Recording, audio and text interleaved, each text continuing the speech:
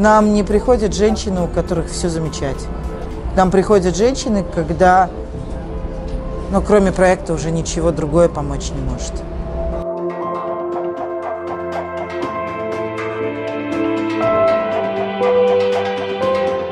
Если первый сезон в этом году это были женщины с сильнейшими моральными и физическими травмами, то, что у нас была одна из участниц с сильнейшими физическими также травмами, то это была одна программа. На второй сезон у нас идут очень публичные личности. И, казалось бы, очень сильные женщины. То есть социум их позиционирует исключительно как сильными личностями.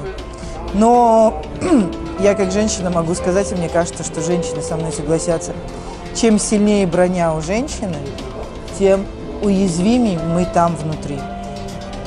Мне кажется, что в любой стране, но особенно в восточной стране, самая уязвимая группа – это как раз-таки женщины.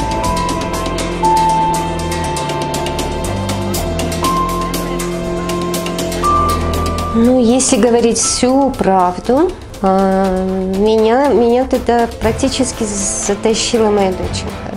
Ну, наверное, она хотела вернуть ту маму, которая была веселую, спокойную, радостную.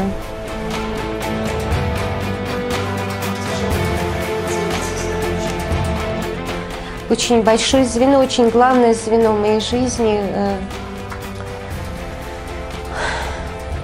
исчезло. Все-таки 36 лет – это практически вся моя жизнь, моя сознательная жизнь. И просто вычеркнуть и оставить это просто в память – это...